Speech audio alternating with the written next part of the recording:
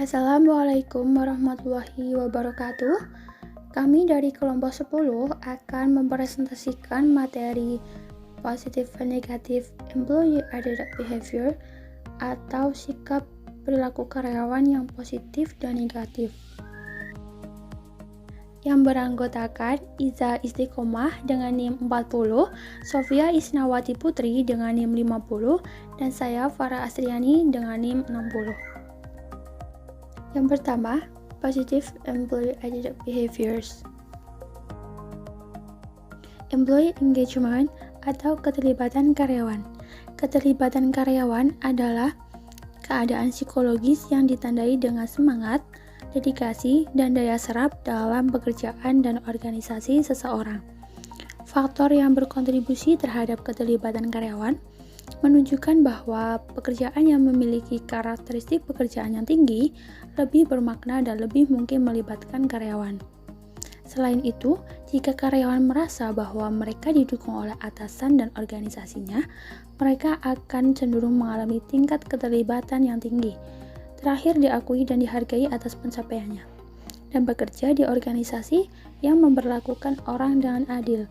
Semuanya berkontribusi pada keterlibatan karyawan. Job satisfaction atau kepuasan kerja. Kepuasan kerja terdiri dari perasaan dan sikap yang dimiliki seseorang tentang pekerjaannya. Semua aspek dari pekerjaan tertentu, baik dan buruk, positif dan negatif, cenderung berkontribusi pada pengembangan perasaan kepuasan. Pendekatan kepuasan kerja dibagi menjadi dua, yaitu global approach atau pendekatan yang mempertimbangkan kepuasan kerja secara keseluruhan, dan facet approach atau pendekatan yang mempertimbangkan kepuasan kerja yang terdiri dari perasaan dan sikap tentang jumlah dari berbagai elemen atau aspek pekerjaan mereka. Pengukuran kepuasan kerja dapat menggunakan Minnesota Satisfaction Questionnaire atau MSQ dan Job Descriptive Index atau JDI. MSQ adalah skala peringkat beberapa item yang meminta pekerja untuk menilai tingkat kepuasan atau ketidakpuasan mereka dengan 20 aspek pekerjaan, termasuk kompetensi supervisor, kondisi kerja, kompensasi, variasi tugas, tingkat tanggung jawab pekerjaan, dan peluang untuk kemajuan. Peringkat ditandai pada skala dari sangat tidak puas menjadi netral hingga sangat puas. JDI lebih singkat dari MSQ dan mengukur kepuasan dengan 5 aspek pekerjaan. Pekerjaan itu sendiri, pengawasan, pembayaran, promosi, dan rekan kerja. Komitmen organisasi terdiri dari afektif, kontinuitas, dan normatif. Afektif adalah adanya keterikatan emosi seperti menyukai prinsip yang ada di tempatnya bekerja saat ini dan sesuai dengan nilai-nilai pribadinya. Kemudian kontinuitas yaitu adanya pertimbangan, misalkan jika pindah tempat kerja, maka ia harus memulai kembali dari awal, mendapatkan gaji yang rendah atau yang berkaitan dengan kerugian. Normatif yaitu keinginan balas jasa, seperti mengingat segala jasa yang telah diberikan perusahaan kepada dirinya. Sikap dan kehadiran pekerja. Employee absenteeism atau ketidakhadiran seorang pekerja, yaitu voluntary saat seorang pekerja sengaja untuk tidak hadir dengan alasan yang tidak sah. Contoh pekerja yang tidak hadir dengan alasan ingin berbelanja. Involuntary yaitu ketidakhadiran pekerja yang memang dipaksa oleh situasi untuk tidak hadir. Contoh pekerja yang sedang sakit parah sehingga tidak dapat datang untuk bekerja. Employee turnover yaitu saat pekerja keluar dari pekerjaan atau perusahaan di mana tempat mereka bekerja. Ada voluntary turnover yaitu saat pekerja dengan sengaja keluar dari pekerjaan mereka. Hal ini dapat disebabkan oleh banyak faktor seperti gaji yang kurang atau kurangnya penghargaan terhadap pekerjaan yang telah dilakukan. Kemudian ada involuntary turnover, yaitu saat pekerja keluar dari pekerjaannya dengan cara dipecat. Hal ini dapat disebabkan oleh kurangnya kompeten atau kinerja yang dinilai tidak sesuai dengan perusahaan. Organizational Citizenship Behavior atau OCB, yaitu perilaku karyawan atau anggota suatu organisasi yang bersifat sukarela, di mana perilaku ini tidak terdapat dalam deskripsi job dan tidak diatur dalam peraturan perusahaan. Namun, sangat menguntungkan suatu perusahaan karena dapat meningkatkan efektivitas dan efisiensi organisasi tersebut. Meningkatkan employee engagement, job satisfaction, dan organization commitment. Mengubah struktur pekerjaan, yaitu bisa dengan job rotation atau mengganti pekerjaan seseorang dengan pekerjaan yang lain, dengan tujuan untuk mengurangi pekerjaan yang monoton dan membosankan.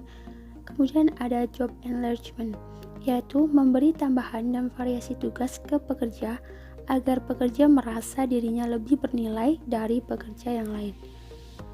Kemudian, job enrichment, yaitu menambah level tanggung jawab terhadap sebuah tugas yang diberikan dengan cara memberikan pekerja hak untuk merencanakan, mengevaluasi, dan mengeksekusi pekerjaan yang mereka lakukan. Mengubah struktur gaji, yaitu bisa dengan teknik skill-based pay atau membayar pekerja dengan hitungan per jam sesuai dengan pengetahuan dan skill yang dimilikinya dan sesuai dengan tugas yang diberikan. Teknik ini berguna dalam perusahaan jasa. Kemudian ada merit pay, yaitu pekerja digaji lebih ketika jauh melampaui target kerja. Namun, teknik ini memiliki banyak kekurangan, di mana teknik ini terlihat tidak adil untuk pekerja yang memiliki output yang sedikit. Profit sharing, yaitu membagikan sebagian kecil keuntungan per tahun pada semua pekerja. Hal ini memiliki kekurangan karena pekerja akan sulit mengetahui kualitas kerja mereka, dan biasanya teknik ini diterapkan pada perusahaan atau organisasi kecil. Kemudian employee ownership, pekerja memiliki seluruh atau sebagian dari perusahaan tersebut. Pekerja tetap digaji, namun bentuk keuntungan yang diberikan perusahaan berupa saham perusahaan. Berikutnya gain sharing, yaitu bila satu unit bidang kerja mencapai atau melebihi target, maka semua anggota dari unit tersebut akan menerima bonus. Flexible schedule time, ada compressed work week, yaitu mengurangi jumlah hari dalam bekerja tetapi menambah jam kerja per hari. Biasanya 8-16 jam kerja per hari. Hal ini memiliki kekurangan karena terlalu lama mendorong pekerja untuk bekerja lebih lama, terutama pekerja yang sudah menjadi orang tua. Kemudian ada flex time, yaitu menetapkan jumlah jam kerja dalam satu minggu, biasanya 40 jam per minggu. Dengan sistem ini, pekerja diberi kebebasan untuk memilih kapan mereka bekerja dan tidak bekerja, dengan syarat mereka memenuhi jam kerja dalam satu minggu tersebut. Kemudian ada benefit program, yaitu program yang ditawarkan oleh perusahaan untuk menguntungkan pekerja. Pekerja diberi kebebasan untuk memilih sendiri program yang diinginkan, dan program ini tidak terbatas hanya memberi keuntungan pada pekerja, namun bisa saja untuk keluarga dan lingkungan pekerja. Perusahaan menyesuaikan dengan keinginan pekerja itu sendiri. Negative employee attitude and behavior. Stres pekerja adalah reaksi fisiologis atau psikologis terhadap suatu peristiwa yang dianggap mengancam atau membebani. Contohnya adalah ketika Anda dipromosikan naik jabatan dari asisten manajer menjadi manajer departemen. Mungkin reaksi negatif adalah stres yang diakibatkan karena harus bekerja lembur tanpa kompensasi tambahan, serta tanggung jawab akan kritikan terhadap masalah yang terjadi di departemen. Kemudian adanya reaksi positif, yaitu perasaan, pencapaian, kebanggaan, dan tantangan. Sumber stres pekerja bisa berasal dari lingkungan organisasi atau stres situasional, yaitu ada work overload karena bekerja berlebihan. Sumber stres tugas pekerjaan yang umum adalah bekerja berlebihan, juga dikenal sebagai kelebihan peran yang dihasilkan ketika pekerjaan membutuhkan kecepatan kerja, keluaran, atau konsentrasi yang berlebihan. Kemudian underutilization, yaitu kurang dimanfaatkan. Ketika pekerja merasa bahwa pekerjaannya tidak menggunakan keterampilan atau kemampuan mereka terkait dengan pekerjaan, karena manusia memiliki kebutuhan untuk mengaktualisasikan kemampuannya. Hal inilah yang menjadi sumber stres pekerja. Work role atau peran kerja.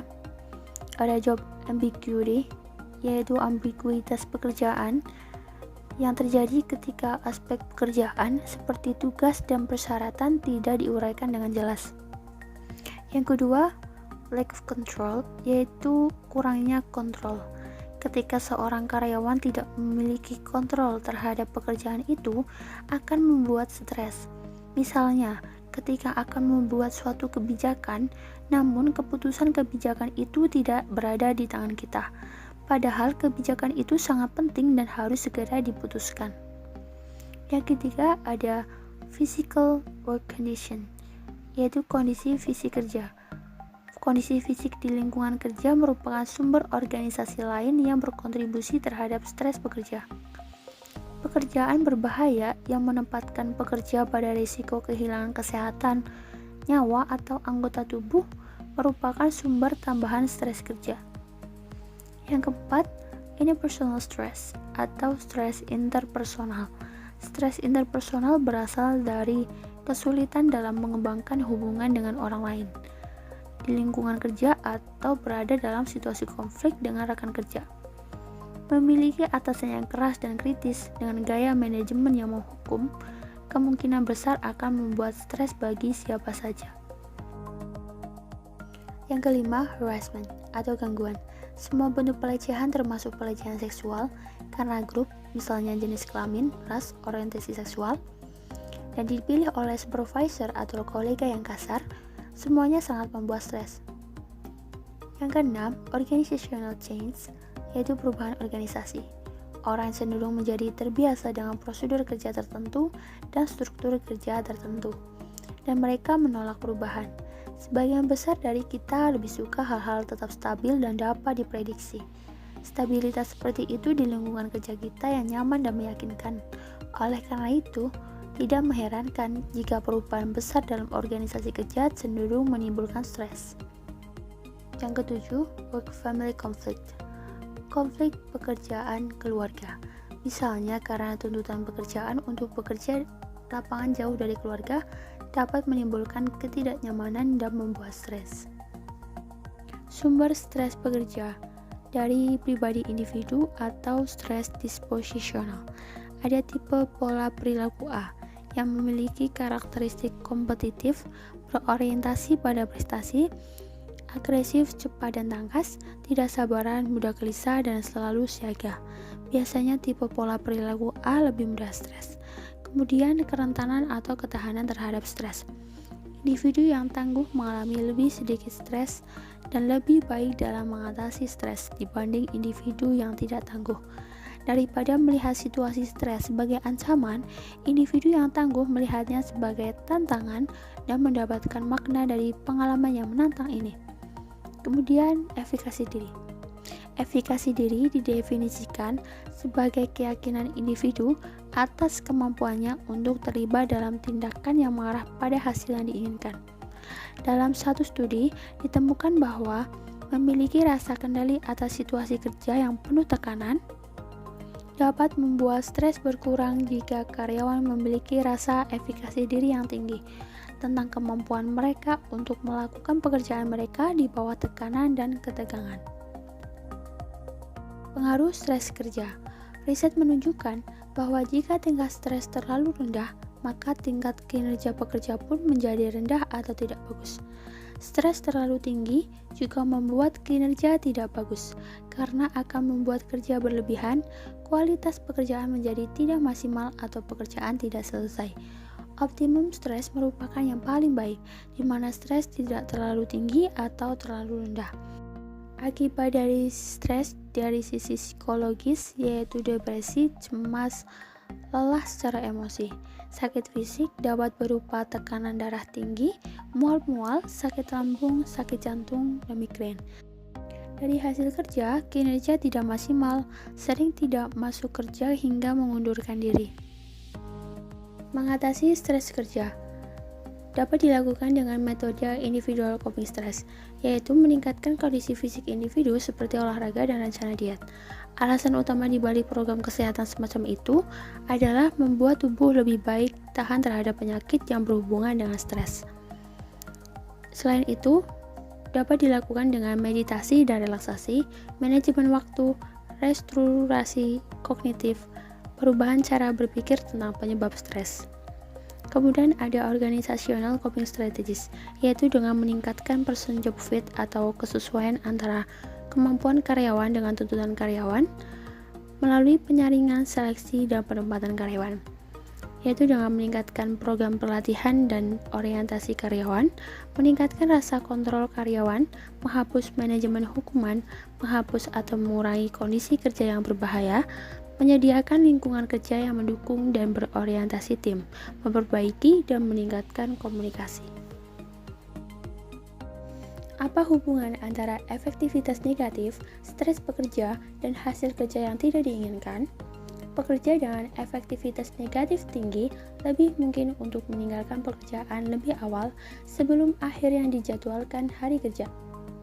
Selain itu, ada beberapa bukti bahwa pekerja yang memiliki efektivitas negatif yang tinggi mungkin tidak menanggapi umpan balik dengan baik dari supervisor tentang bagaimana meningkatkan kinerja mereka. Terima kasih, sekian dari kami kelompok 10, kurang lebihnya kami mohon maaf. Wassalamualaikum warahmatullahi wabarakatuh.